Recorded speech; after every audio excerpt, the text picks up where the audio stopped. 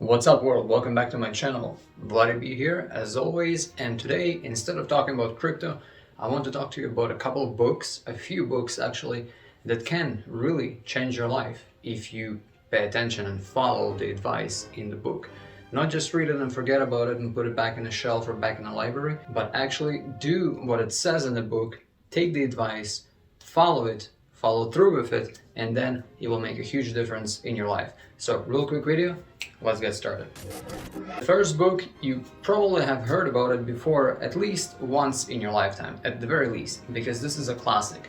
And this book is called Think and Grow Rich by Napoleon Hill. I recommend going to the library and getting one from there. I actually got the best version from the library, and then I ended up buying this cheap soft cover from Amazon so that I can make marks in it. And that's what I recommend you do. I recommend you always take a book from the library, read it through completely from A to Z, and then if you like the book and if you find it useful, go and buy it. Buy the book, take a highlighter, a green highlighter or a yellow highlighter. Make sure you highlight the parts of the book that are the most important, because that's the key.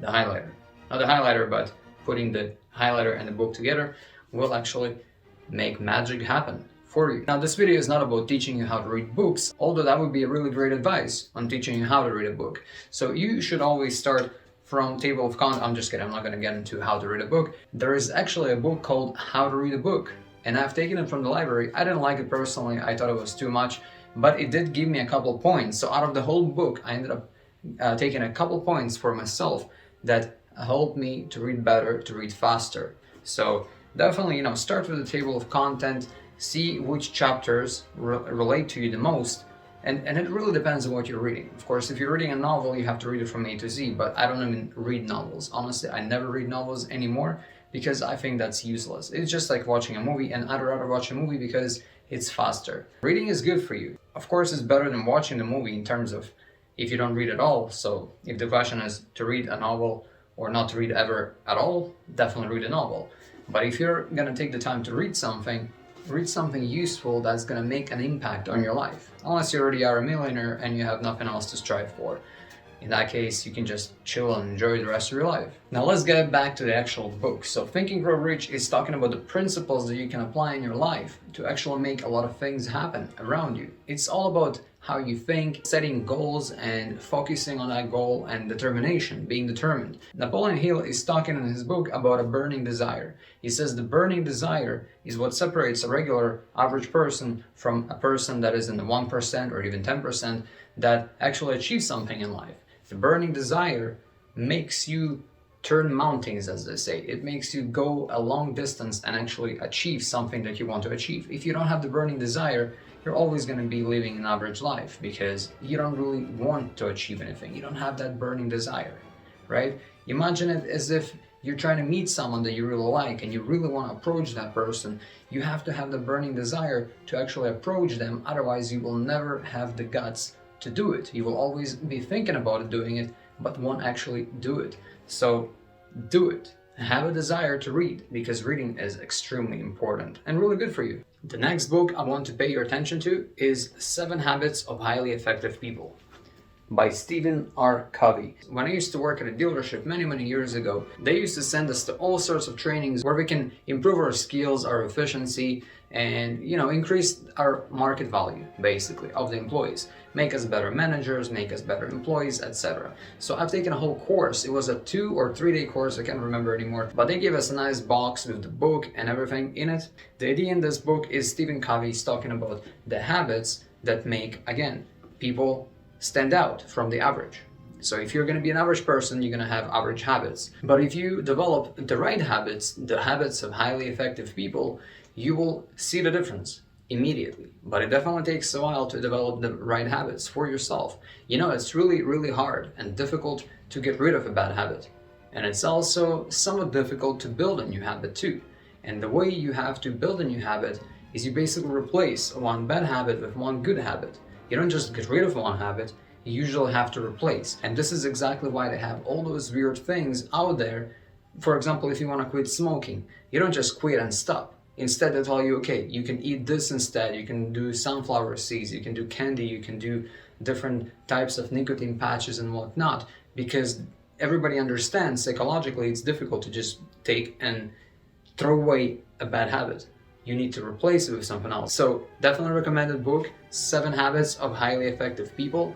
Read it through, take some notes, put them right in the book if it's your own book, highlight it if it's your own book. Never highlight in a library book, that's just inconsiderate, so don't do that please. But you can definitely take it out in the library, check it out for free, read it if you like it, buy it, study it, and follow the steps in the book to help you become a better person, more successful person with better habits. Finally, the third book I want to show you, it's a book that has nothing to do with habits or positive thinking or anything of that sort. This book is actually practical as hell.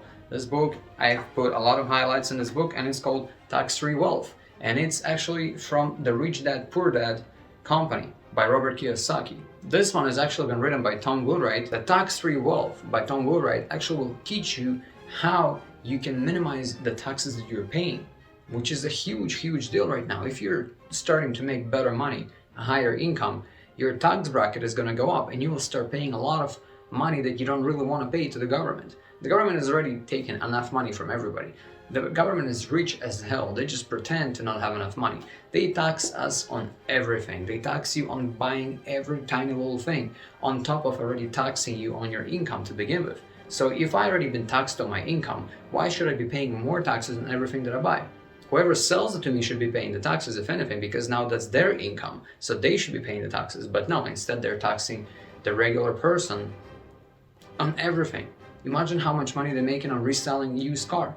First, they tax like crazy on the full amount on a brand new car when it's sold, and then every time that it gets resold, right? Trade-ins, trade-in, they make money on taxes out on every single transaction. Believe it or not, there are some people that think and believe that eventually all money is going to be digital in a way where you won't even be able to make a cash transaction without it being digital, which will allow them to take taxes even if you want to sell a book to someone for $5.